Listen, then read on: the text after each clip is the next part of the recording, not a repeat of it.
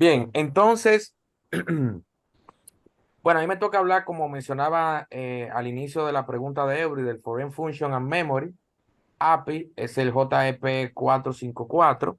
Y bueno, aquí esto va a estar luego en la única presentación, por un tema de logística la trabajamos separada, pero aquí también la pueden tener de manera directa. De entrada, es muy importante que nosotros podamos tener claro de qué trata este JIP 454. Y directamente lo que busca es un API, una nueva reimplementación para aumentar la facilidad del uso, la flexibilidad y seguridad de rendimiento a la hora de nosotros utilizar programas que se van a ejecutar fuera de la máquina virtual. Ese es su principal objetivo. Trata directamente de ver cómo manejar el acceso seguro a memoria. Luego lo vamos a ver que una de las carencias de lo que antiguamente era el mecanismo que nosotros teníamos para poder trabajar con elementos externos a la máquina virtual, que era el Java Native Interface, el famoso JNI. Entonces, esos son principalmente los objetivos. Primero, ¿cuál es el problema de JNI? Yo le mencionaba que todo aquel que tuvo la oportunidad, o no sé si la oportunidad o la desgracia, ¿verdad? Que si dependiendo cómo lo queramos ver, de trabajar con JNI, vamos a ver que existen unos problemas que están intrínsecos, claramente de cómo se pensó y en ese momento se incorporó esta especificación. Recordar que JNI está de la versión 1.1 de Java, para que tengamos una idea. O sea, que una de esas primeras APIs para solucionar, de esas interfaces, para nosotros solucionar ese tema a la hora de nosotros interfacear programa externo a la máquina virtual. Lo primero es que es compleja y muy verboso. Es decir, teníamos que definir unas clases que iban a servir de interfaz. Esas clases tenían que estar asociadas a los prototipos de las funciones que estuviéramos trabajando. Dependía totalmente de la arquitectura que estuviéramos utilizando a nivel de esas librerías, esas funciones externas a la página virtual que estemos trabajando. De manera automática, cuando usábamos JNI, perdíamos portabilidad. Y recuérdense que eso es una de las ventajas que siempre ha procesado, que ha mencionado, que ha trabajado Java, que en caso de la portabilidad de su lenguaje, casualmente lo perdíamos. Como trabajaba JNI, todos los temas relacionados a la seguridad, cuando nos referimos a seguridad, es a acceso de violación de segmentos de memoria. Recuerden que esos son uno de los principales tipos de ataque, donde se trata de vulnerar un sistema ocupando un segmento de memoria diferente al que le corresponde y accediendo a funcionalidades propias del sistema. Utilizando JNI no teníamos esa garantía que lo iba a hacer de esa manera. Claramente la gestión de memoria propia, porque algo internamente fuera de la máquina virtual. Había unos enlaces casualmente con el Java Hip, si no me equivoco en ese punto. Y la depuración. La depuración es un factor entonces que también era importante a la hora de nosotros visualizarlo. Entonces, ¿cuáles son los objetivos del FFM, como se le conoce? Ese es el acrónimo que lo han puesto el Foreign Function and Memory, API. Nosotros vamos a ver que su objetivo principalmente es la productividad a la hora de nosotros poder hacer interfaces, poder utilizar librerías dinámicas, librerías estáticas, que nosotros podamos integrar de una manera mucho más sencilla, sin tener que tener tantas clases o tantos componentes que necesitamos utilizar para nuestra aplicación. Va a trabajar casualmente el rendimiento, creo que más adelante tengo un slide con eso.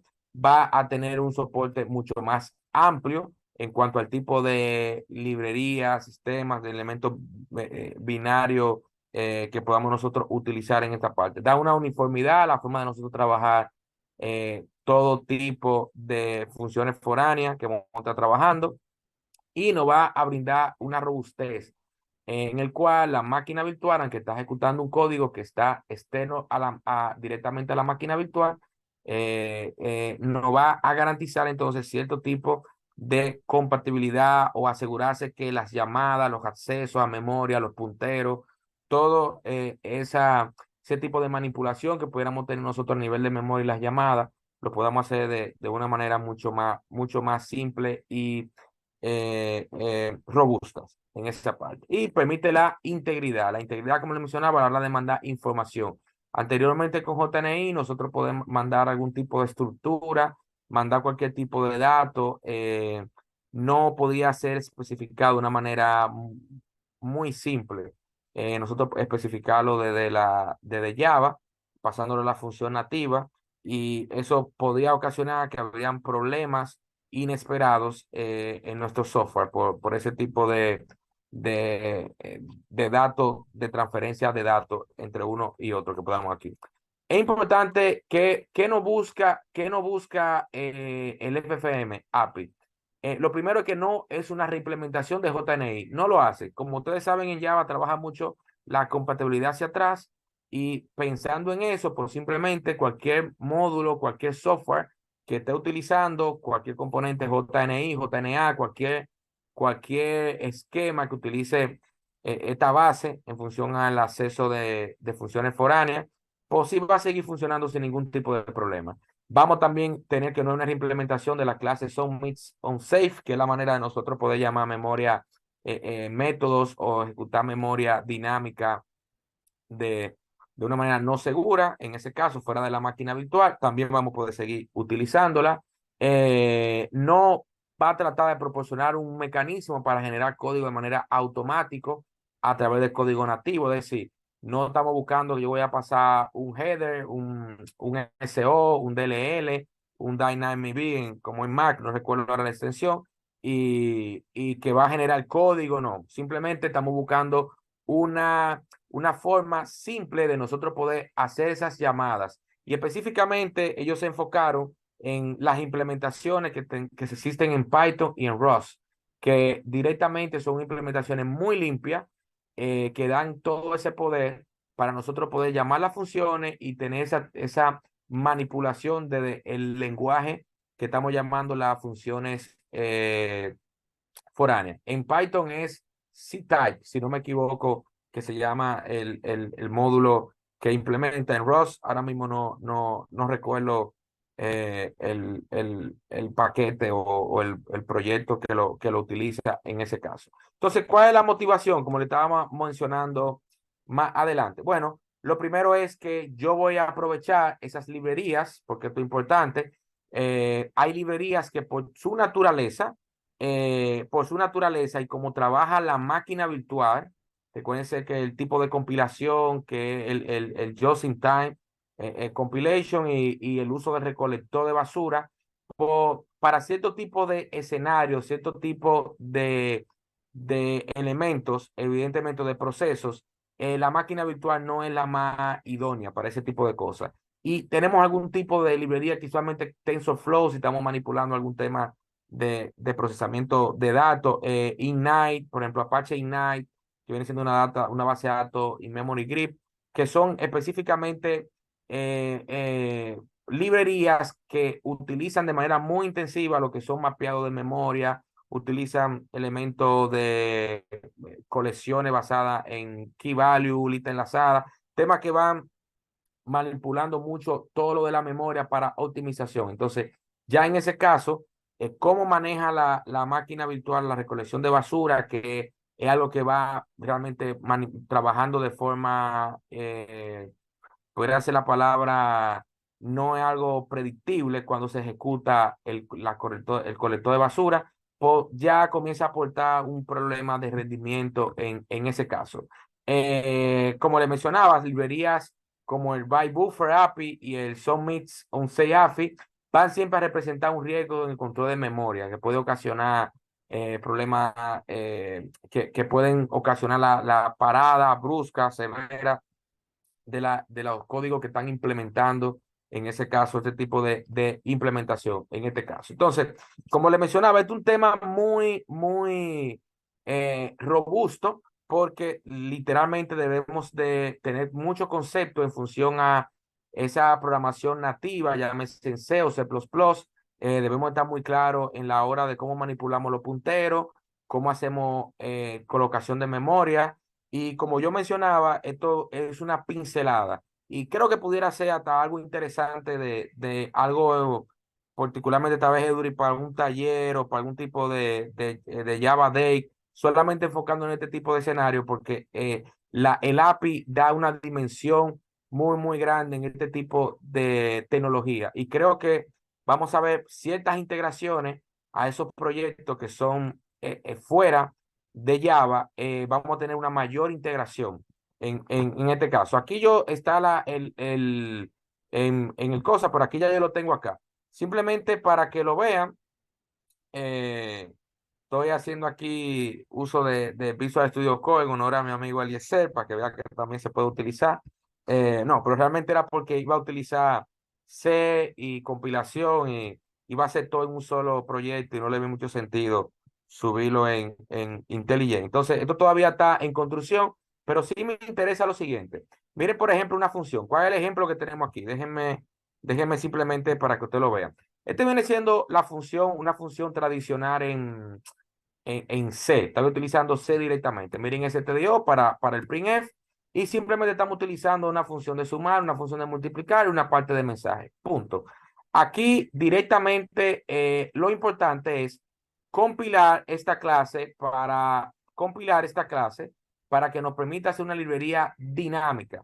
Miren aquí la configuración de el comando de gcc. Estoy utilizando Ubuntu y es simplemente pasando, indicando que quiero una librería compartida, ¿verdad que sí?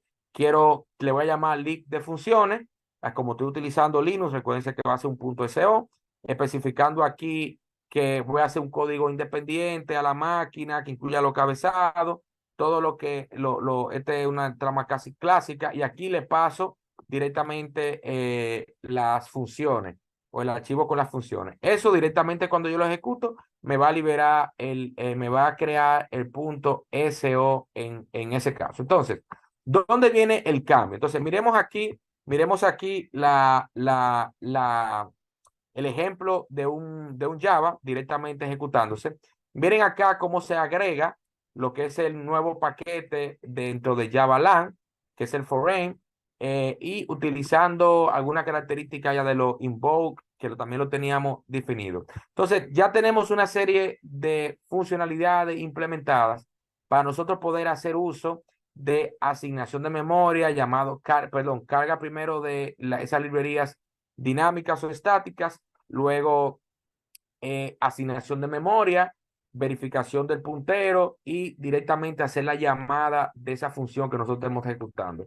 Aquí es un método, miren aquí en el main, algo muy sencillo, simplemente una llamada, pero quiero que aquí veamos entonces dónde está el potencial del API.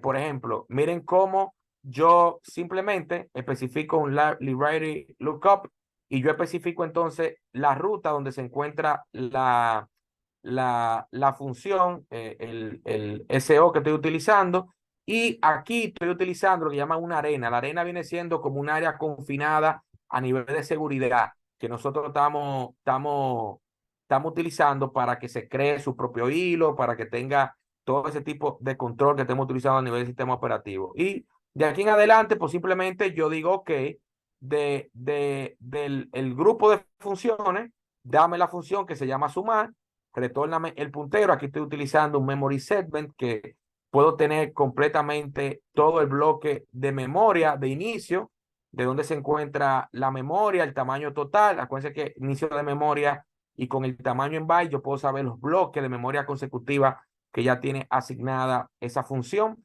y yo pudiera hacer puntero a función, pudiera hacer llamada, pasarla como valor a puntero a un elemento y de aquí en adelante pues simplemente yo defino, por ejemplo, el prototipo. En este caso, este prototipo es donde eran elementos que en la versión JNI no teníamos esa garantía. Aquí yo puedo especificar directamente qué tipo de datos yo quiero utilizar, cómo lo quiero utilizar. Yo puedo especificar valores en tipo en Java, puedo utilizar valores nativos, dependiendo de lo que yo tengo en este punto. Y ya en este caso, con la clase linker, con el método estático native linker, pues simplemente hago la ejecución pasándole el puntero a la función, paso el prototipo y aquí entonces ya a la función, pues yo puedo hacer el invoke. Y des en cuenta cómo aquí yo paso los valores de A más B que que estoy mandando. Claro, estamos haciendo algo muy sencillo, ¿verdad que sí? Pero un tema simplemente pedagógico, para que ustedes vean que la suma no se está realizando directamente en Java, sino que estamos llamando la función nativa. Si yo ejecuto esta clase, si yo ejecuto el main, vamos a darle aquí directamente, miren acá cómo, en este caso, en la salida, yo estoy haciendo un print del puntero, de la dirección de memoria del puntero que estoy trabajando. Miren aquí la dirección de memoria y la salida, que es el valor que estamos nosotros ejecutando acá en el mensaje. Simplemente tenemos acá el valor 4, que es 2 más 2 que estamos pasando en ese punto.